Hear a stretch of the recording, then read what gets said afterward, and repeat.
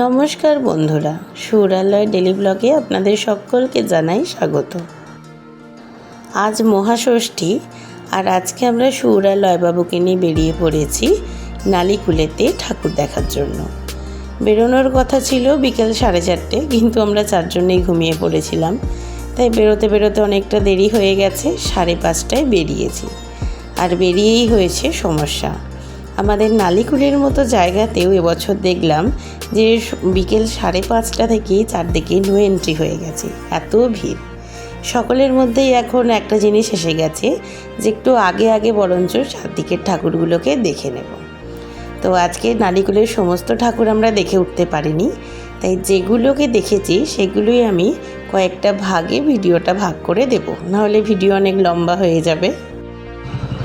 বেরোনোর পরেই তো প্রথমে আসা হয়েছে পেট্রোল পাম্পে, কারণ আগে গাড়িতে তেল ভরতে হবে, অনেক যেতে হবে। এই দেখুন, প্রথমে আমরা এসে গেছি নালিকুল বাজার সমিতির ঠাকুর দেখতে। এটা বহু পুরনো একটা ঠাকুর। থিমের চাকচিক্যের মধ্যে ঠাকুরটা পিছিয়ে পড়লেও, মানে মণ্ডপ পিছিয়ে পড়লেও, ঠাকুরটা কিন্তু এখনও সে তার আভিজাত্য ধরে রেখেছে।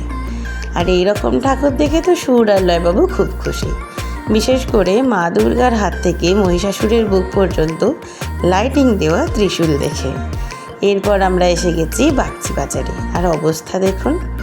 কে বলবে এটা ষষ্ঠীর সন্ধ্যা সবে, মানে সন্ধ্যা এইমাত্র হলো যাকে বলে। আর এদিকে আমরা রাস্তা এপার থেকে ওপার হতে পারছি না, এত ভিড়। এবছর এখানের থিম হচ্ছে বাণিজ্যে বসতে লক্ষ্মী। মূলত জলযোগে যে বাণিজ্য হতো, ব্যবসা বাণিজ্য, সেটাই এখানে তুলে ধরা হয়েছে।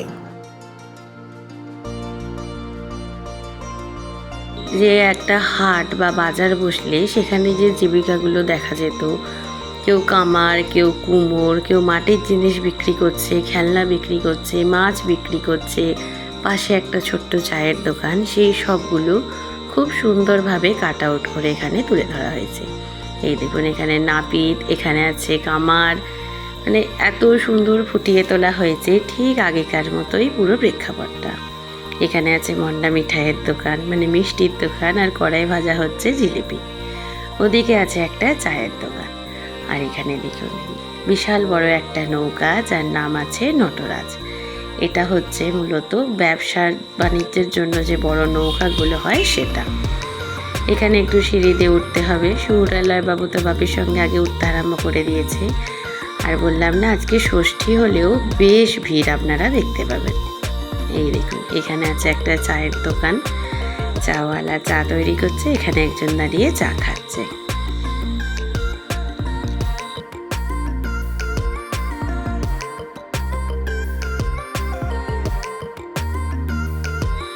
আর এই বড় যে নৌকাটার উপর আমরা উঠছি, এটা কিন্তু সত্যি একটা নৌকা। 1 বছর আগে থেকে তৈরি হচ্ছে এই পুরো থিমটা, আর সত্যি খুব সুন্দরভাবে তৈরিও করা।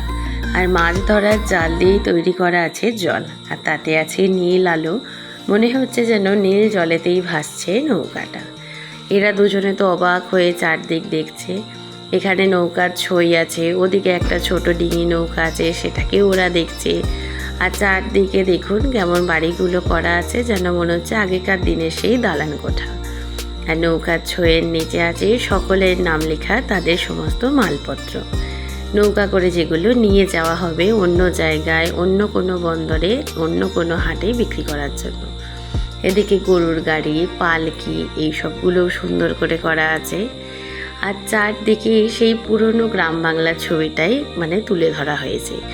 আমরা আগেকার সব পুরনো মানে সিনেমা দেখলে যেগুলো দেখতে পাই যে কেমন ছিল তখন গ্রাম্য প্রকৃতি, সেটাই এখানে আছে। এই দেখুন জলটা কেমন তৈরি করা, এটাই ওরা দু ভাইয়ে দেখছিল, যদিও আমার ক্যামেরায় ভালোভাবে আসেনি। জলটাও কিন্তু জাল দিয়ে খুব সুন্দরভাবে তৈরি করা হয়েছে।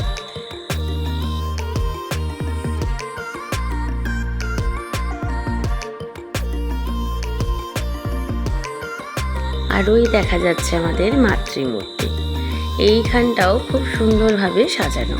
আর পাশেই আছে প্রতি বছর সেরা প্রতিমা বলুন, সেরা মণ্ডপ সজ্জা বলুন, সেরা ভাবনা বলুন, তাতে যে পুরো এখানে থানা ভিত্তিক ওনারা পুরস্কারটা পান, সেগুলো সাজানো। এই দেখুন, এখানে নিচে কুলঙ্গিতে গণেশ, উপরের কুলঙ্গিতে প্রদীপ, মাটির পৈঠা, তাতে আছে পুরো লাইন নিয়ে অনেক প্রদীপ জ্বালা।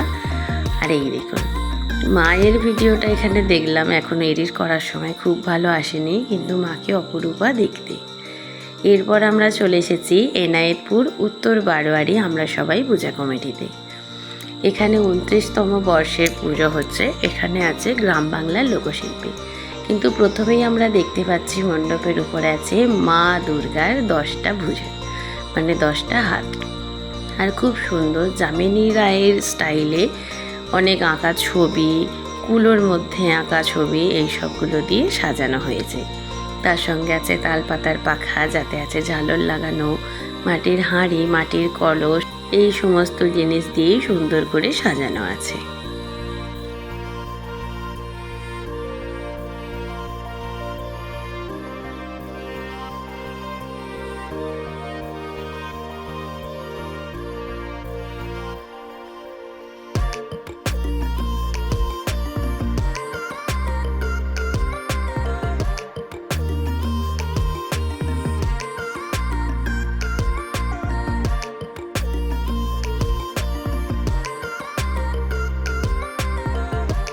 আর এই দেখুন আমাদের মাকে, কি সুন্দর দেখতে, একেবারে অন্যরকম ছিমছাম, কিন্তু কি মনমোহন রূপ। এদের দু ভাইয়ের তো খুবই ভালো লেগেছে। এরা দুজনে তো সামনে গিয়ে হাঁ করে দেখছিল। এই ভিডিওটাকে কিন্তু আমি এখানেই শেষ করব, নাহলে ভিডিও অনেক লম্বা হয়ে যাবে। এরপর আজকের ঠাকুর দেখার আমি আরও 2টো ভিডিও বানাবো, কারণ ছোট ছোট হলে আমারও দেওয়ার সুবিধা, আপনাদেরও দেখার সুবিধা। তাই ভিডিওটাকে এখানেই শেষ করছি। আপনাদের সঙ্গে দেখা হবে আবার পরের ভিডিওতে। সবাই ভালো থাকবেন, সুস্থ থাকবেন, আর অবশ্যই আমাদের সঙ্গে থাকবেন। আর বাকি ভিডিওগুলোকেও অবশ্যই দেখবেন।